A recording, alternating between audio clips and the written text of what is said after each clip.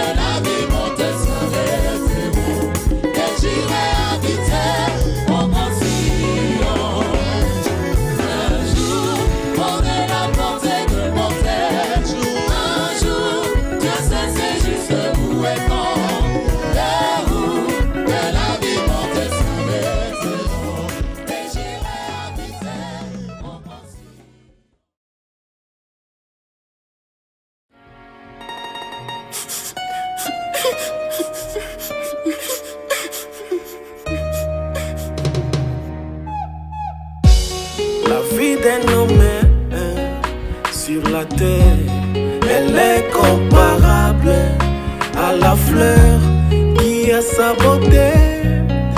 Les matins, arrivés les soirs, elle est tout fanée. Loi de la nature.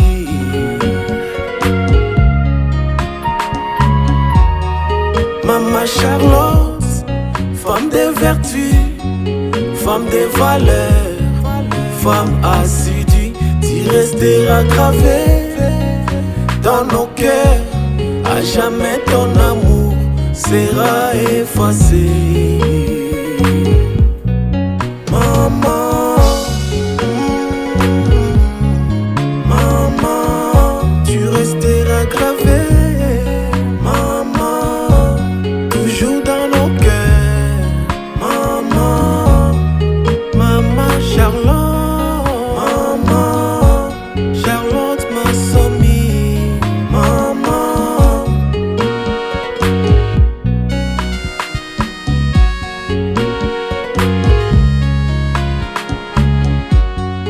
nous te plairons avec espoir de nous revoir un jour dans les ciels, car tu es dormi avec une puissance de la résurrection, comme tout beau chrétien. Juste à la fin, alléluia, tout à l'heure.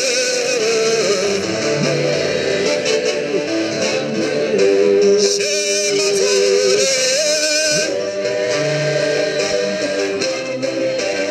Oh, gloire et Jésus. Et à la fin, alléluia, tout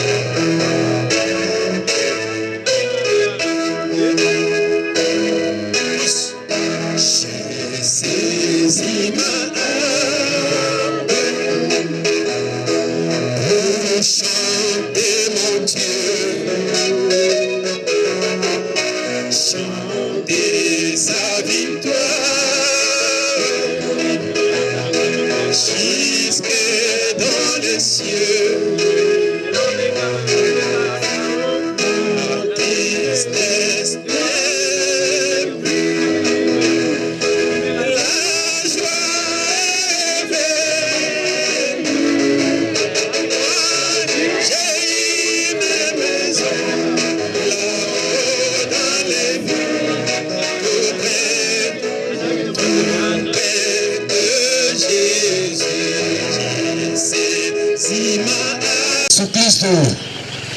Nzambe na kubika na biso, nzambe na William Branham. Ozali nzambe na Révérend Pasteur Lengo, musimbi na pema na bomoi.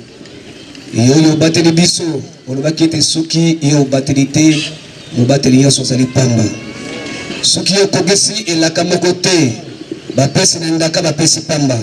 Oyo tika ete nzambe moko atiki ndako na ye masengisi na ye. Obanda mokonzi na mboka. Kino bondiye moko bapaya bapambolama na yo. Tozali reconnaissant pour l'accompagnement oyo salimi na tongo na lelo. Ebandeli kino suka na milulu tosenyo za mutali bosukati na yango. Na kombo na kolo Yesu Kristo nzambe na Branham tobondeli. Amen. Kufanda na si. Tusakosenga debia makamboyo Jacques Mokoto Azana Moudi. Avec une puissance de la résurrection, comme tout beau chrétien, tes œuvres te suivront là où tu es, dans un pays allumé de justice. Maman, maman, Nanya sekisa lisusu kale. Maman, motema mama jemima. Maman, koko na yo pe akasi aleli. Constance de l'église à l'occasion de la cérémonie commémorative de notre précieuse sœur partie depuis le 21 avril 2025. Messieurs le bourgmestre, distingués invités, chers pasteurs, précieux frères et sœurs, c'est depuis le 21 avril 2025 que le Seigneur Jésus-Christ a trouvé bon de ramener notre bien-aimée sœur Charlotte Masson-Milengo dans la maison. Aujourd'hui, une année après son départ, nous, frères et sœurs de Sion Tabernacle, votre amour est encore gravé dans nos cœurs. Nous sommes venus ce jour pour te rendre le dernier hommage. Nous t'avons aimé et avons voulu que tu restes avec nous et à côté du pasteur votre époux pour le soutenir dans son ministère. Mais l'Éternel Dieu en a décidé autrement.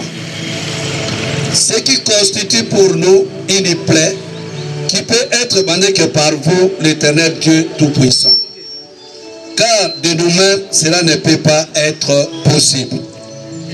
Bien que partout, pendant que nous avons encore besoin de vous, malgré cet état de choses, nous ne voulons pas vous oublier.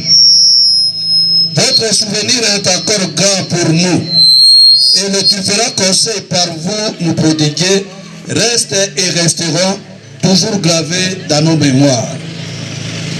Vous êtes partis avant nous et un jour nous viendrons vous rencontrer. Dites à Frère Branham que nous aussi nous viendrons, car vous n'êtes pas disparus, mais plutôt en repos.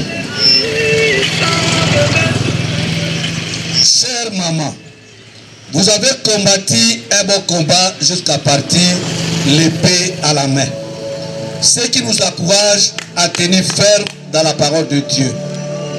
Malgré affaibli dans la maladie, avant votre départ dans l'autre côté, vous disiez toujours Amen pendant la proclamation des messages de notre État, Amen pendant la prière.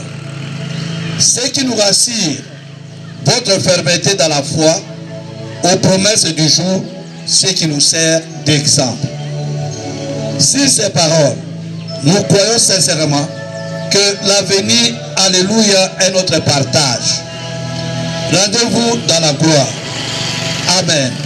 Israël elengo pe aleli mama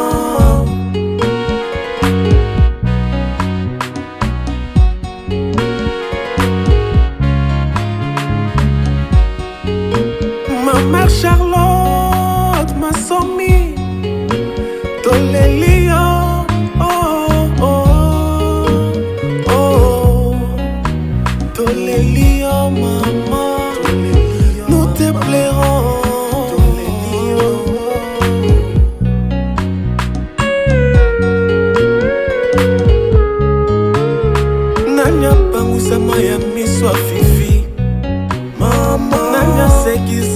lisusu Alexis mama nanya lobisa lisusu Josué mama nanya sekisa lisusu Joséphine mama Kalebelengo aleli mama mama David aleli mama mama Naomi aleli mama. Pour mettre ma boque pour la mode des circonstances et mission Merci beaucoup. Merci pour la mode des circonstances. Mama nanya sekisa lisusu Joséphine mama Kalebelengo aleli mama. Nous sommes moins bouqués à votre côté à la Mosusu. Les fils qui prennent à l'exhortation de votre ensemble.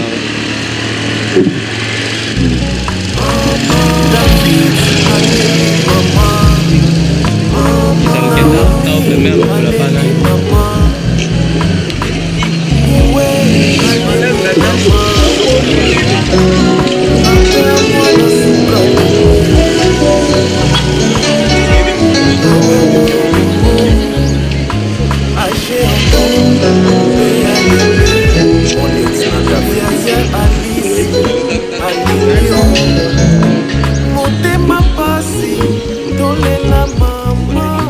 Motema pasi, tolele mama. Mama, l'amour n'arrête pas l'amour. Motema toujours, machin la belle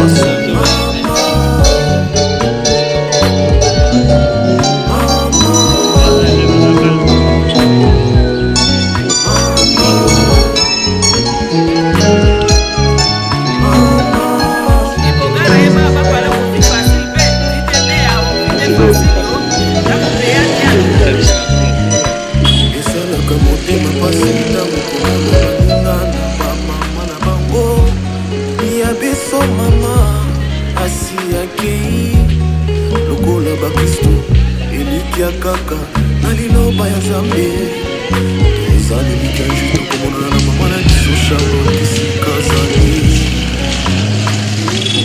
mama Charlie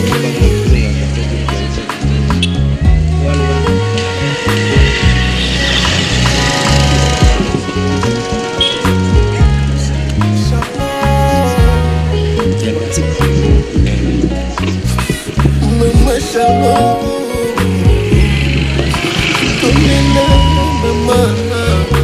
que prima Bugaita que vous pouvez voir la Jomo.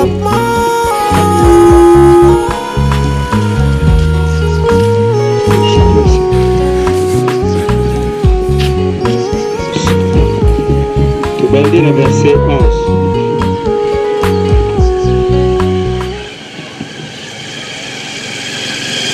Pourquoi n'est pas mort dans la vente de ma mère? Pourquoi n'ai-je pas expiré au sortir de ces entrailles? Pourquoi n'ai-je pas trouvé des genoux pour me recevoir? Et de ma mère pour m'allaiter. Ma mère, je serai couché maintenant et je serai tranquille. Je dormirai, je dormirai et je reposerai avec les rois, avec les rois en pluriel et les grands de la terre qui se bâtirent des mausolées. Après ce qui avait de l'or et qui remplit d'argent l'air demeure.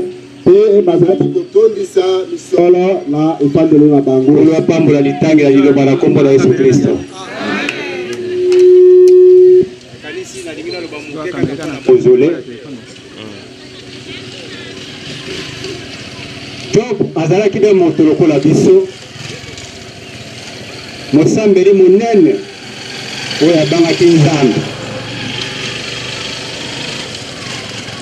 Bato na mokili bakanisaka Satana aza monguna na nzambe.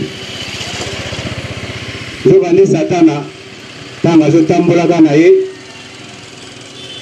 mokolo moko azokoleka amoni mpe nzambe avandi apesi ye bonjour nzambe, nzambe abitelaka nano bavandi na ye asamble abi ete boni outi wapi ete nauti mpe koyengayengaka na mokili mpe boye omonaki mwana na ngai Yobo abi wi namonaki ye nalingi oloba ete na nzambe na Satana basolaka bapesanaka mbote mpe batunanaka mituna. Nzambe atuna Satana, Satana mpe atuna nzambe. Na soki oza na likanisi ke monguna na osola na ye te osali libunga.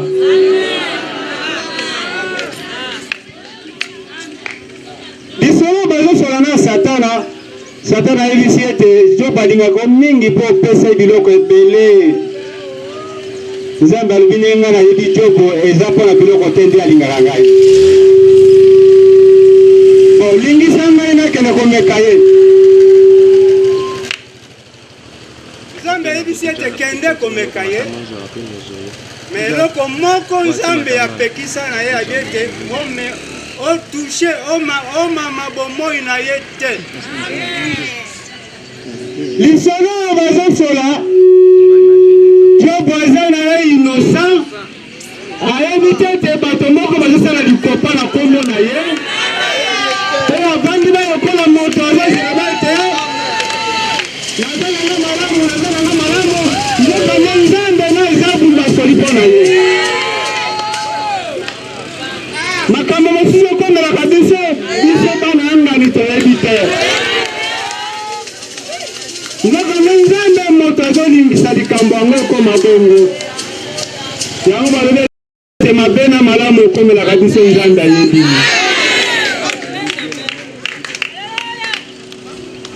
Zabulu mpe akosaka te ayei nyata yobo boyebi lisolo nyata ye awa Job akei kokoma koloba ete namoni liwa na ngai ekomi eloko mosila sala eza te ondi mingi toza kokoma na milulu mpo tokende ndango mbao kosukisa nsima na elemiseli pe koyebisama epai na bato clairement te mosole ezali liloba na Nzambe ozali na liloba mpe ya libota na moko na mwana ya libota oyo akoki kozala na liloba na ye na kombo na bana mpe libota aya koloba yango mpe nsima toleka na kwa mosusu mpo tokende kosukisa mwana ya libota oyo amelengeleki mpona kopesa maloba ya libota mpe ya bana akoki kobima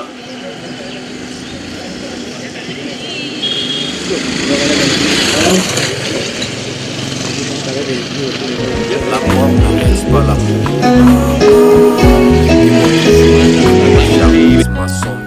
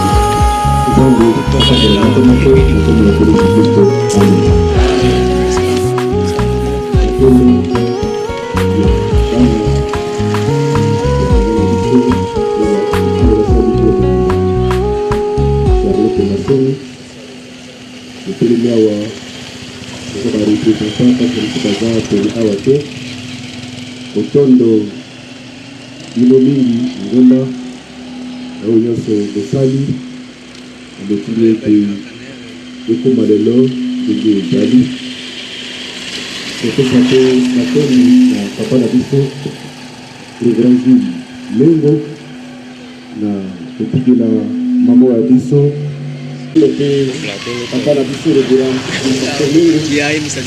na oyo asalela mama mobote na biso mozole tokoleka miseli wana tokoleka na ntango nyonso awa tokomona yango tokoyeba ete mama na biso kati na mboka oyo atiki mwa ekamiseli yango biso bana na ye oyo totikali na bomoi yebi ete mama na biso na bomoi na ye akambaki biso malamu alakisa biso ndenge nini yakoki na kati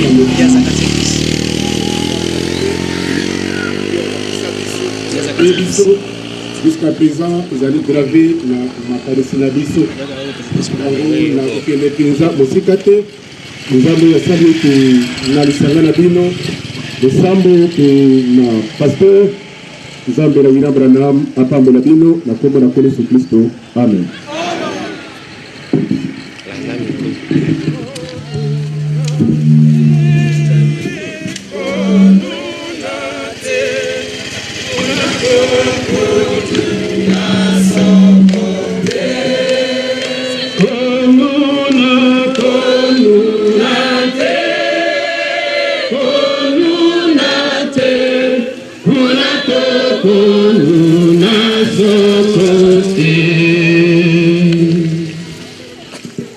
Pona maloba ya mwanya pe ya reconnaissance ya bana epai na losambo pe pa na papa na bango oyo asali nyonso po ete mama na bango atikala ekaniseli monene pe na ndenge touti koyoka na Biblia ete atikali lara ya bakonzi ete kokobetela bana maboko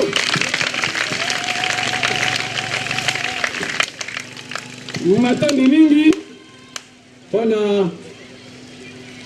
reconnaissance ya bana pe mona bango sasa bito komi na liloba ya mobateli Lengo Jules oyo azalaki kolo mama oyo akundami pe akomi mokonzi kokokala na mosole oyo nde toza kosengela na reverend pasteur Lengo kopesa maloba na ye au public soki akokozala akokobelema na ngongo oyo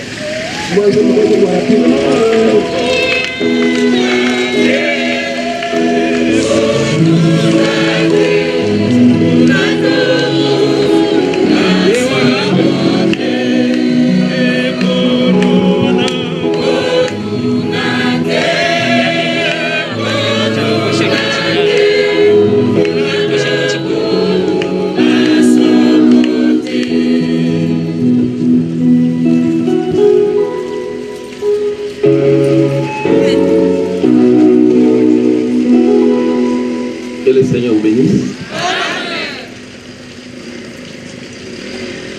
Je ne serai pas très long.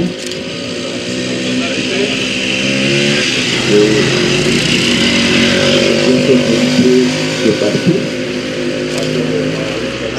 Je ne peux pas abuser de votre temps. De prime abord, je remercie le Seigneur qui est le maître des temps et des circonstances.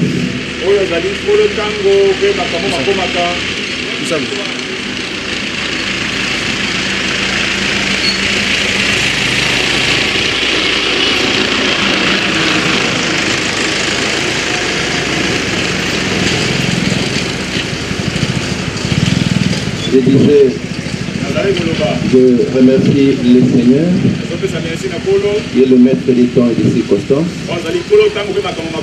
et qui a voulu prendre notre maman, qui est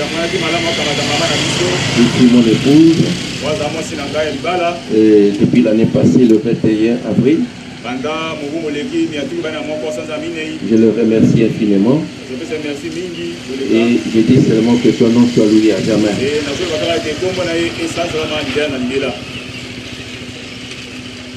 Je ne serai jamais ingrat de remercier aussi mon église Sion Tabernacle qui m'a accompagné depuis tous ces temps. Depuis que la maman était malade, nous sommes circulés avec elle pendant presque 7 ans dans des grands hôpitaux. On cherchait toujours comment sauver sa santé, sa vie. Mais le Seigneur a décidé autrement. Recevez mes chers frères, mes sœurs, enfants,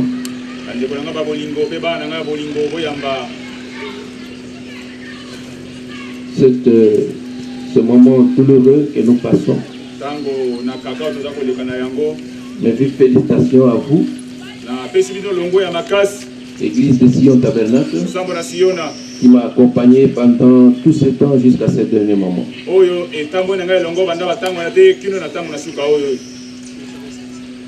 Aussi les enfants qui sont restés avec moi,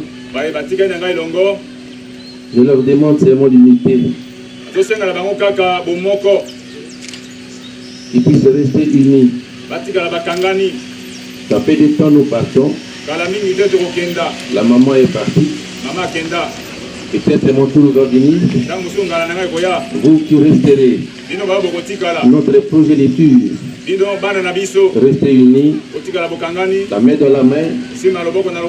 Et s'il y a quelque chose dans la famille, personne ne parle autrement. Soyez unis. Chercher une résolution ensemble et aller de cela de l'avant. La maman ici, que nous venons jeter des fleurs, le dernier hommage, a vécu auprès de moi pendant 45 ans. Depuis 1980, que je l'ai marié, nous avons vécu ensemble dans l'unité. Je ne me souviens pas, pendant ces 45 ans, je ne l'ai jamais frappé. Je ne l'ai jamais bagarré. Elle ne m'a jamais tenu la chemise. Peut-être des conseils dans la chambre.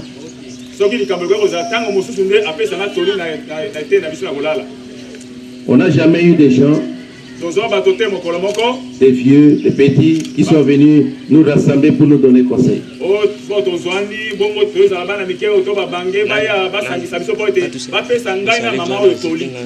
Jamais, aucun jour. Nos conseils ont partagé nos deux. Parce que nous étions unis. Vous les enfants, suivez cet exemple-là. Soyez unis. S'il y a des problèmes, cherchez la résolution de la famille. La seule chose que nous vous laissons, comme Frère Banam a dit quand nous avons suivi la prédication, ne quittez jamais le message. Restez dans le message. On vous a fait scolariser. Vous tous, presque tous les enfants. On a eu avec elle 9 enfants. Presque tout le monde a terminé ses études. Il y a Alexis qui est un médecin qui vit même aux États-Unis. Avec cette maman ici. Il y a Josué qui a terminé sa licence en environnement. Avec cette maman ici.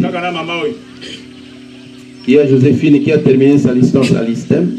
Joséphine a saisi licence na ISTEM. Avec cette maman ici. Na maman. Avec Caleb qui a terminé sa licence à l'ISIPA. Na Caleb a saisi sa licence na ISIPA. Avec cette maman ici. Na maman Yokak.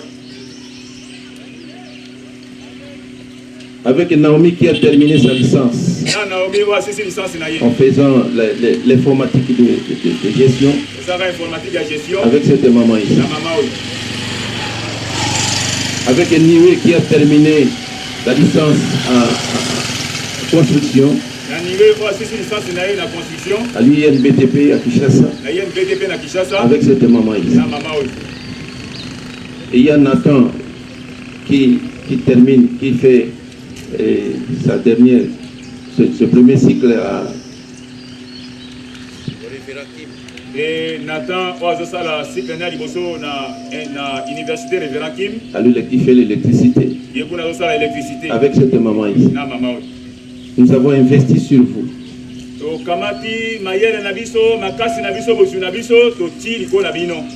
Dans la parole. Et avec Dieu. Et les études. Faites autant pour votre progéniture. Et pour les autres. Soyez unis.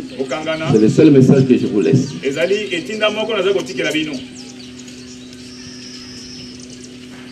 Pour l'église de Sion, le même message parce que vous êtes aussi mes enfants. Soyez unis. Même si l'ennemi vient, ne cédez pas. Restez unis. Je pense que nos jours sont comptés. Celui qui viendra après moi, faites la même chose avec lui. Dieu ne manquera pas de vous bénir. Que le Seigneur vous bénisse richement.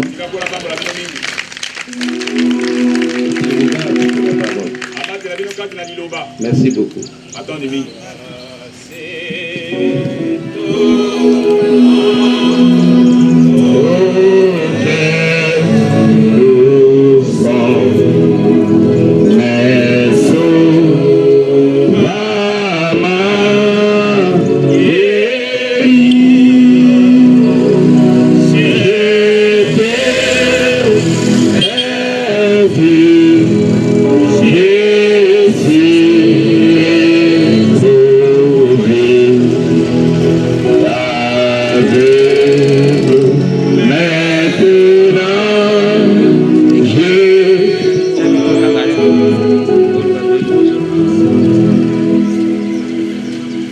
Matondi mingi pe Nzambe na William Branham apambola mobateli jililengo pona maloba ya mobati pe bokokisi mokumba yo Nzambe apesa ye na mokili pe oyo William Branham lokola mosapo na biso ategela biso wana nalingi kokende sala nyonso bana basi matondi mingi tozokende okoma na suka ezali mpona mozole oyo mosalemi na mabele ya bato moto okata riba yango ezali mokolo mboka totondo mpe ye mingi bakonzi mingi na eleko esengelaka te bakunda sino bato awa te bakonzi na mboka Nzambe kangi mitema na bango na bolingo nyonso mpo na Reverend Pasteur Lengo kolingisa te mama akunda mapolele boye pe mozole mozala polele boye tobeta yano bakonza mboka mbote burugumestre mbote ya moto tondi burugumestre biso pe toza kosenge epai na ye baso toza likolo na ngongoyo musique eza kobeta pona koya pona ouverture coupure de riban wana aza koya Reverend Pasteur Lengo wana bakompaye ye pe ndeko tango kokuya osa coupure ya riban nde akozwa maloba nsima akati riban nsima nde alobi okona programme epesami mpe na ye moko mokonzi ya mboka nakoinvite yo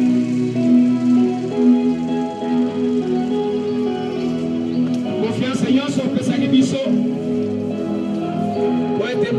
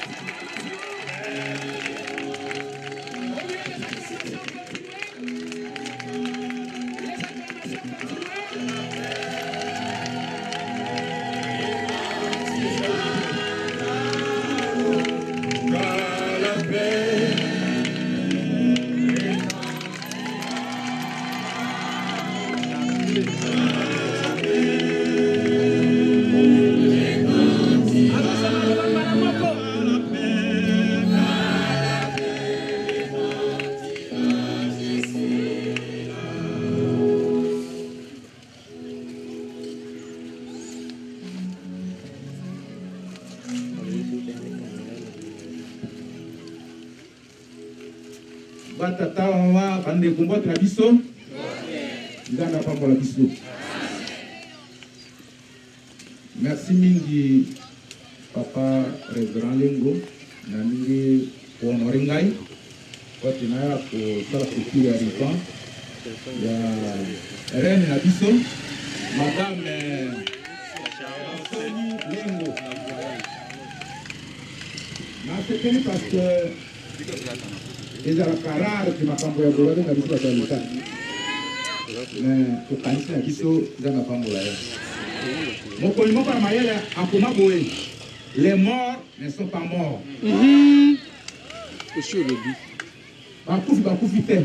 Mais ba ko bakufi te zeba nani ba oyo bakufi kate yo ya nzambi.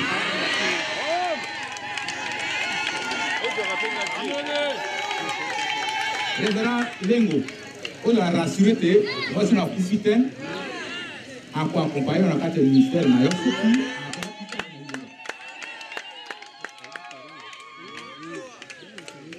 Le pasteur a dit à Tongo, Azap, Azapuna, Zambia pas mon ami. Pour occasion, Zakina a fait un peu de belé, mais ça une violence pour la mer, n'a rien à dire comme moi comme tout. Okotambola, parce que ma mère dit mais oye bipete, ma kawa roba eza yote. Et ça il n'y a pas 4 jours là. Vraiment. En tout cas, il va estimer un peu renforcer foi dans ma casse. Et le quoi matin manangai, ni kambo ba ba dans le solo en été, on va tranquille. Faire la soura yako, ni on son job a kufa kite, pour azaki na kondime pas nzambo. Nous avons un biso et écolisa on dit manabiso.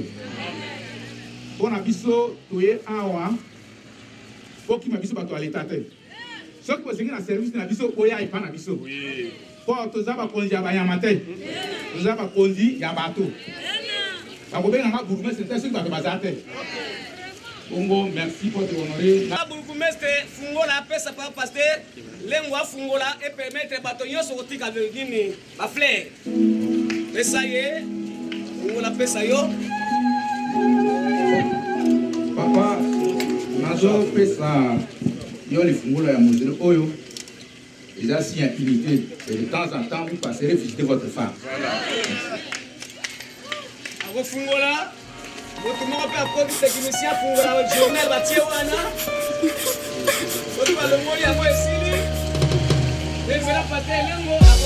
La vie d'un homme sur la terre, elle est comparable à la fleur qui a sa beauté.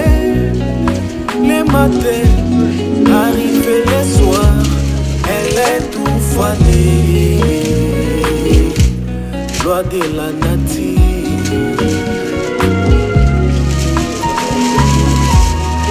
Maman Charlotte, femme de vertu, femme de valeur, femme assidue, tu resteras gravé dans nos cœurs. À jamais ton amour sera effacé.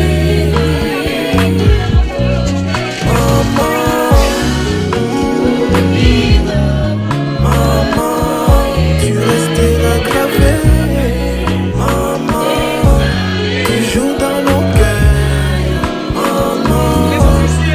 Maman Charlotte,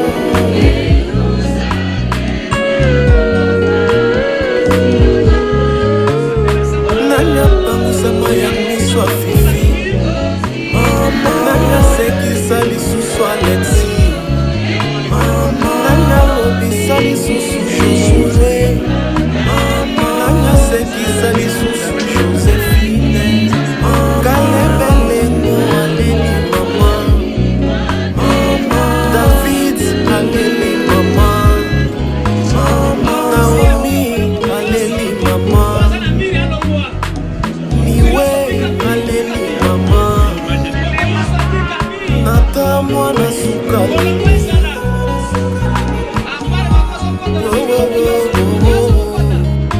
Agéodon Béa Lili Moniette Nata Yaya Alice Alinio Motema pasi Tolela mama Motema pasi Tolele mama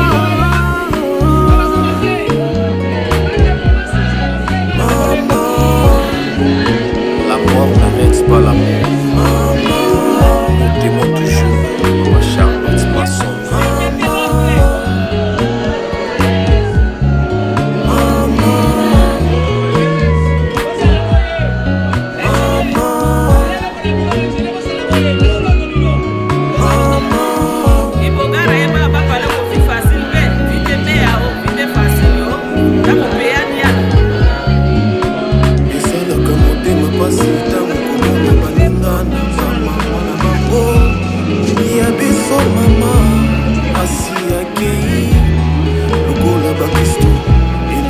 kaka naliloba ya nzambe tozani mosusu tokomona na mama na biso Charlotte esika azali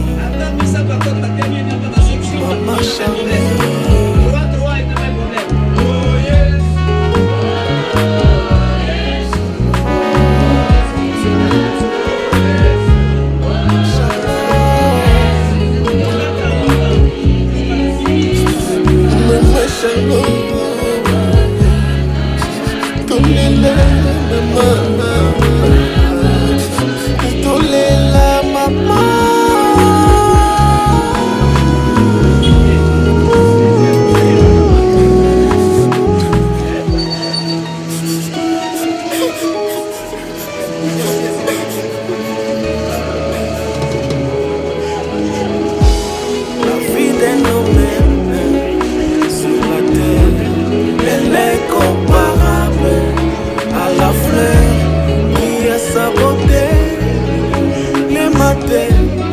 arrivé le soir, elle est tout fanée, loi de la nature.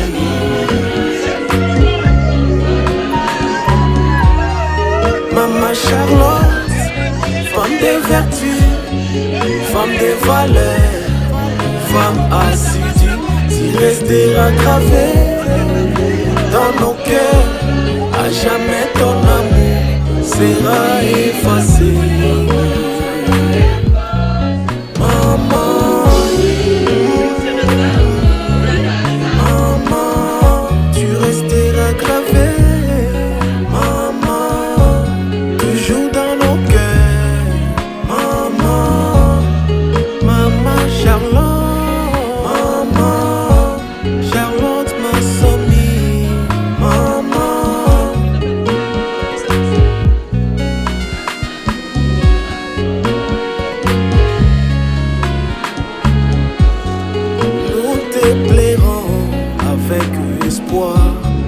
De nous revoir un jour dans les ciels, car tu es dormi avec une puissance de la résurrection, comme tout beau chrétien. Des œuvres te suivront là où tu es, dans un pays allumé de justice. Maman, lisusu kale mama motema mama jemima mama koko na yo pe akasi aleli Israel elengo pe aleli mama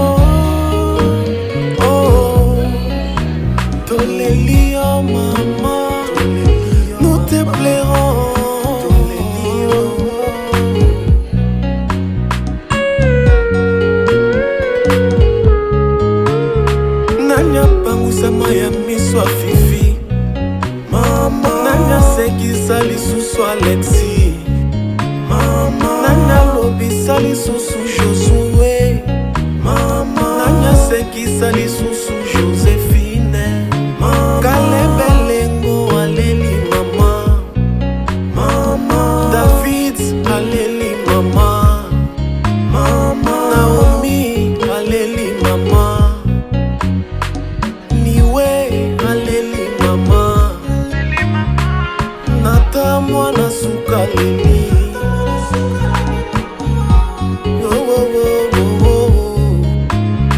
Géodon, Péa Lili, mon lieutenant David. Yaya Alice, Alelio, Motema Pasi, Tolela mama, Motema Pasi, Tolele mama.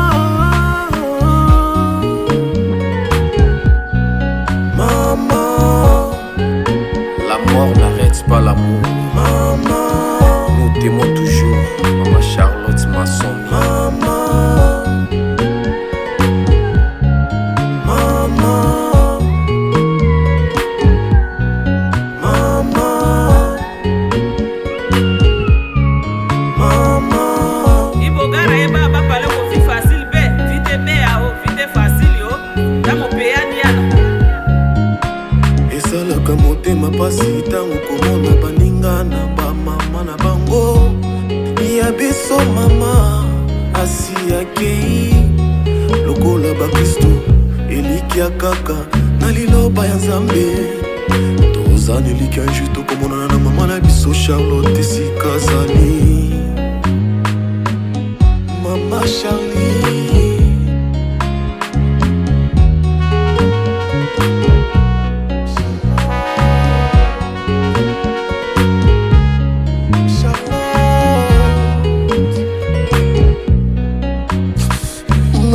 Charlotte, tolela mama, tolela mama.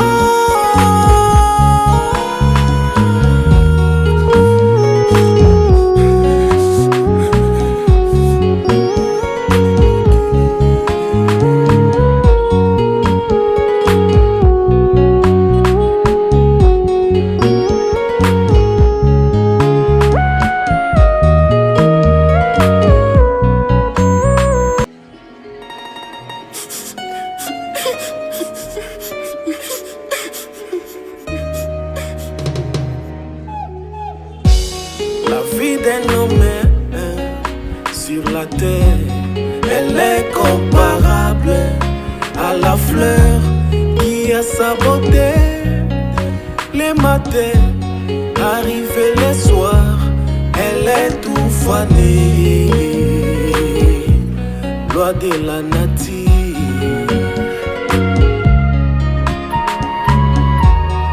Maman Charlotte, femme de vertu, femme de valeur, femme assidue, tu resteras gravé dans nos cœurs.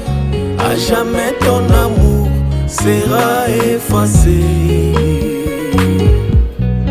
Maman, maman, tu resteras gravé.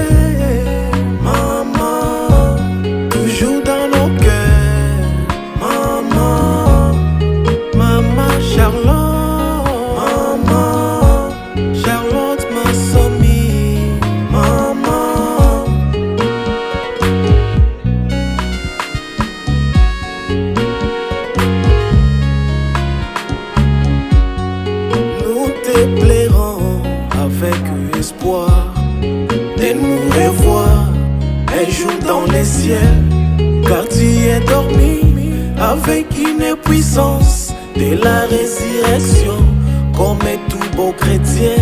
Tes œuvres te suivront là où tu es, dans un pays allumé de justice. Maman, lisusu Caleb mama motema mama jemima mama koko na yo pe akasi aleli Israel elengo pe aleli mama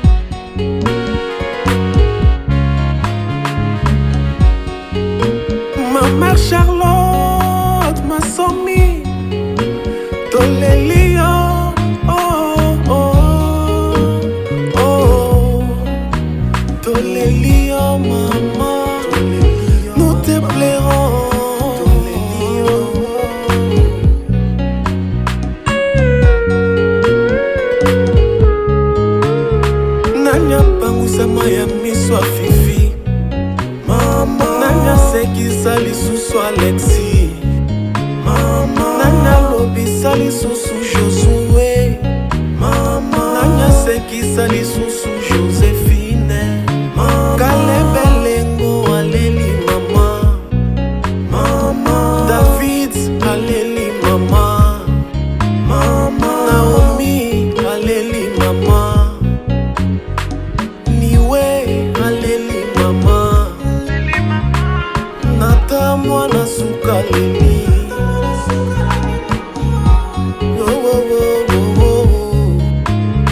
Géodon, Péa Lili, mon lieutenant David, Yaya Alice, Alilio, Motema Pasi, Tolela mama, Motema Pasi, Tolele mama, maman, la mort n'arrête pas l'amour, maman, nous t'aimons toujours, maman Charlotte Masson.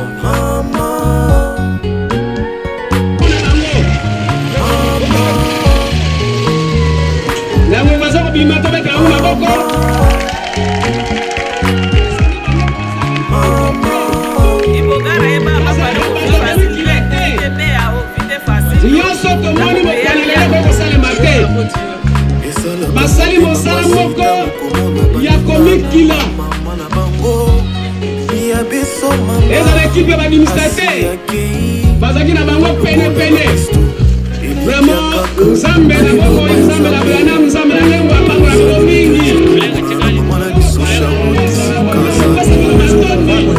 ezala reconnaissant na mosala bosali ozala confiance na papa na bilo lengo ata po bazala mbongo mesi kolingaki te osala ekokisama te sapangola bilo mingi okende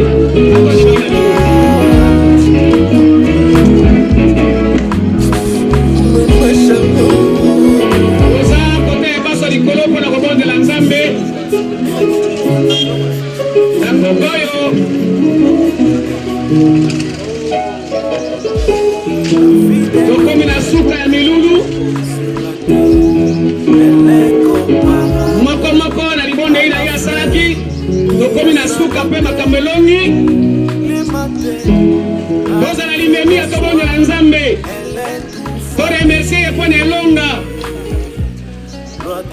tobongola nzambe mokela likolo na se kolo Yesu Kristo nzambe na William Branham nzambe na Pasteur Lengo liboso totika sio tabernacle engumo ngombo tosengaki epai na yo moko abondelaki ete nzambe okamba biso otokoma na esika oyo milulu misimbama na yo kino suka obandi na biso osukisi na biso na molongo ata nzambe akokoleka koprofite me yo nzambe okangi emorazi na zabulu kino tokoma na suka zwa matoni libela nzambe na revela lengo zwa lokumu bana yo baza kozonga zabulu aza kochange lolenge ye opesa lisungi ya malamu mpona bokomela liboso mpona kosala na yo tondindi ete oyo tosala okabeli biso yango na kombo na nkolo Yesu Kristo nzambe na Branham tobondeli amen.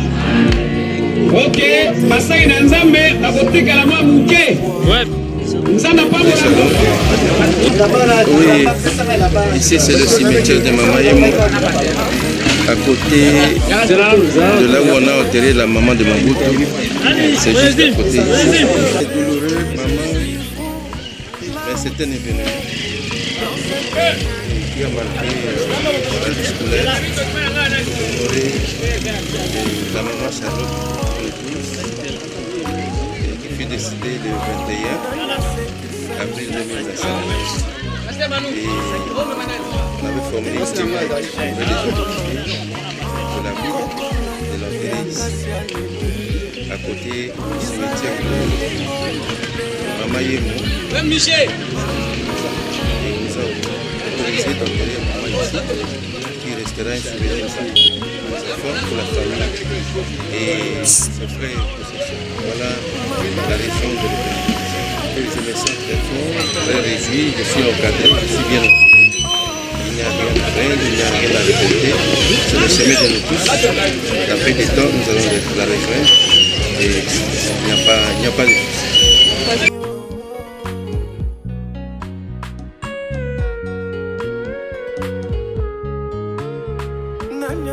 sama ya miso fifi mama nanya sekisa lisusu Alexi mama nanya lobisa lisusu Josué mama nanya sekisa lisusu Joséphine mama Kalebelengo aleli mama mama David aleli mama mama Naomi aleli mama Niwe aleli mama Nata mwana suka leli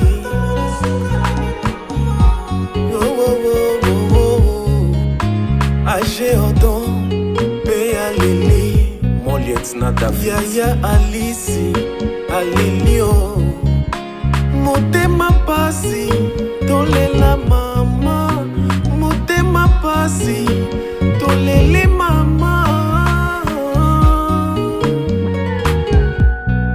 Maman La mort n'arrête pas l'amour Maman Nous t'aimons toujours Maman Charlotte Masson Maman